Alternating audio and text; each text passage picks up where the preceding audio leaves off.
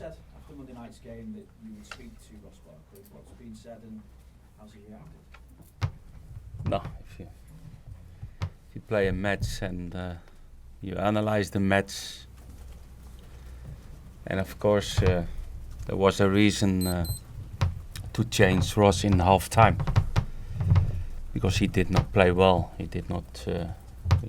He lost many balls, and players from that quality can't lose that kind of balls. And but we analyze always the game, and then you have individual talks. And of course, I had an individual talk with Ross, and that he needs to improve. And but okay, we will see the weekend. What did you put that down to? Just wondering whether maybe it's a reaction to being left out of the international squad when you put on top of the fact that he didn't play any game time over at the Euros as well. Yeah, but okay, that's in my opinion that's the past. But what counts now is what happened now, and I mention always that you get game times in the national team because you play on your good level in your club, and that's deserved game time in the national team. But that was one game. What happened last Monday, and I spoke to him, and he understand because we showed the clips, and then there's no escape. From your point of view, is it a case with Ross in that situation then? Is he trying too hard? Does he need to relax more? Does that come into it? I think it's more the way how he used to play, and because the player by himself is strong enough even to work harder to do better pressing, but that's not for us particular because it's also for some other players in front. And but you look to his qualities, and he needs to be the key player between defenders and strikers. He's that position on the midfield to create, but also in the defensively to be part of the team. And in all the aspects, he can improve. He needs to improve, but he's still a young player. There's no question. Is he happy in his own mind with what position he's meant to play as well, or what his best position is? Because he has been played in the past out wide. He's played in a deeper role, and at the moment he's being utilised as. It's always possible to discuss with his position. I spoke to him in the pre-season, and we agree that's the best position, in my opinion, is on the midfield. And of course, these kind of good players can be playing wide. But if we play with three strikers, then I prefer three strikers, really strikers in front. When you say midfield, you still as a number 10 or midfield, one of the 10 position, or even one of the two holding midfield positions. Moving on, looking at an achievement and someone who's further on in his career, Gareth Barry, and about to make, if selected, his 600th Premier League appearance. He will be selected. He will be selected. What impression has he made on you? I think that possibly says everything as well.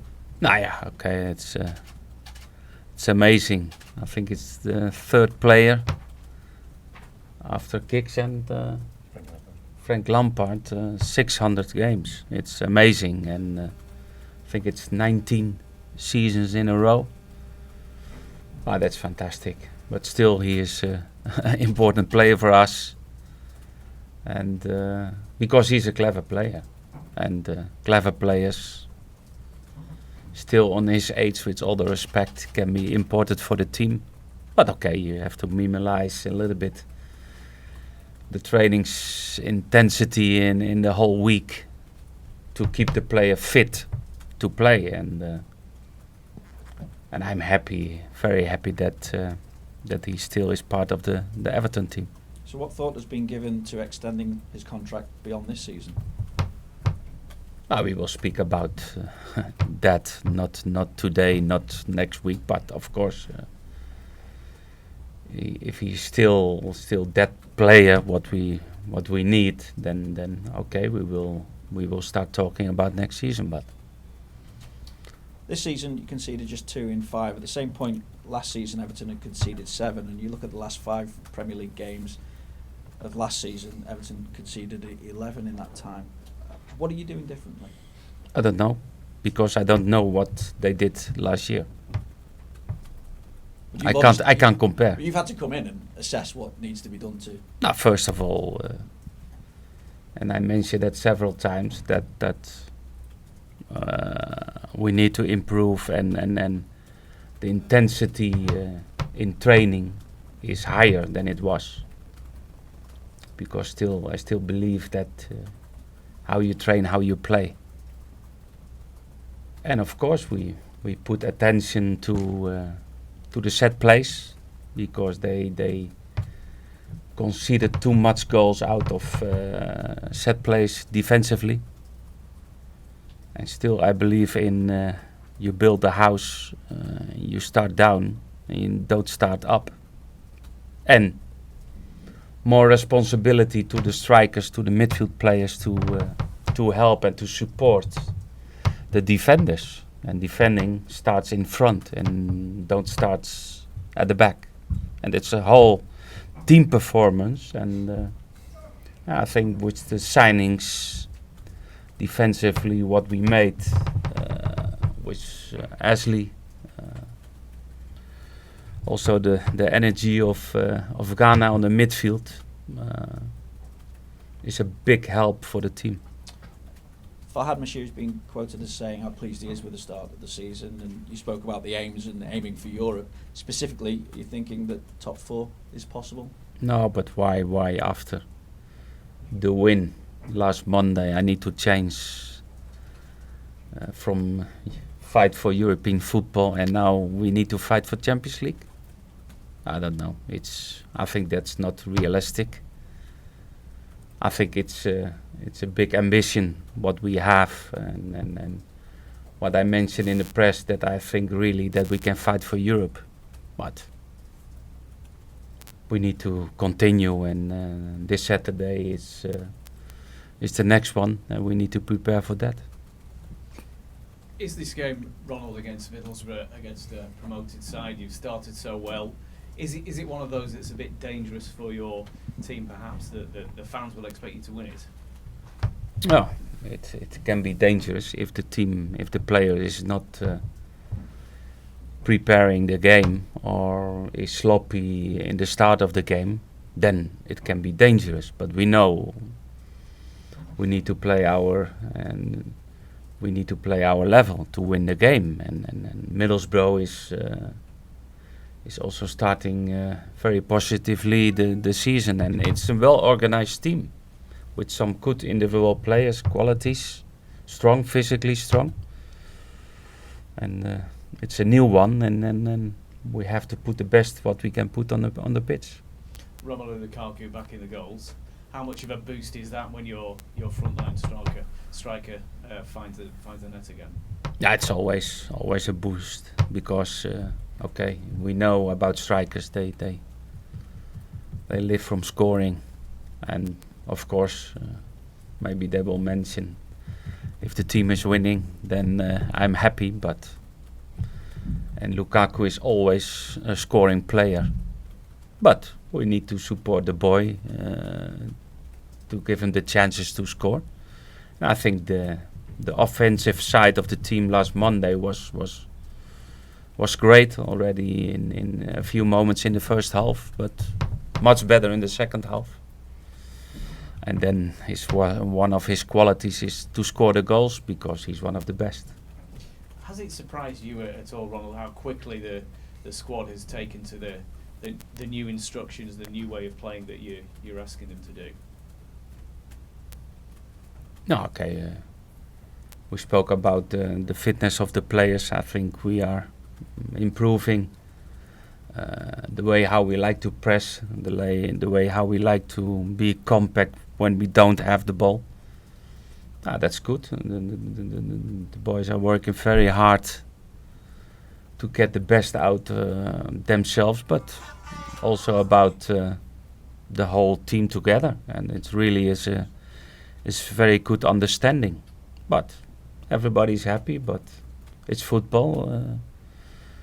Keep working and to keep the momentum, and that's very important at the moment. Ronald, going back to Romelu Lukaku for the moment, he's struggled in past seasons to keep up this sort of form, to be consistent with it as well. Is that going to be one of your biggest challenges here at Everton, to get him playing at that level consistently? Yeah, but that means for all the players, for the team performance. Don't make a 8 and the next week a 4. Keep the regular performance, and of course it's football. One day you play better in ball position than you will do the next day, but we need really to be regular in our performances as a team, and that also for strikers. But that's not so easy, because still we're talking about, if we talk about Lukaku, he's 23 years old, and he did not have really that pre-season what you need on 100% fitness, and he is now, he is 100% in that aspect. You've talked today about the promising start that Everton have made to the season. What are still the key areas, in your opinion, where the club really does need to improve still? We need to improve in different aspects in the team, around the team, the building. It's a lot of work to do, inside, outside, and but okay, the start is good, and that's good. But okay, everybody knows. I know. I have the experience that it's always difficult to keep the momentum, because every game is a fight, and it's not about the name of the opponent. You can win against everybody, you can lose against everybody, and the Premier League is unpredictable, and you need to prepare yourself every match to be at the best level. And of course we are looking for, we play home, we have a good start of the season, we like to continue, but it's not so easy. Aitor Karanka said in his press conference today that you're the type of manager that he wants to learn from. What have you made of his start in the Premier League with Middlesbrough, and the way that they seem to be sticking to their principles? No, I think what I mentioned before about the team, it's well organized.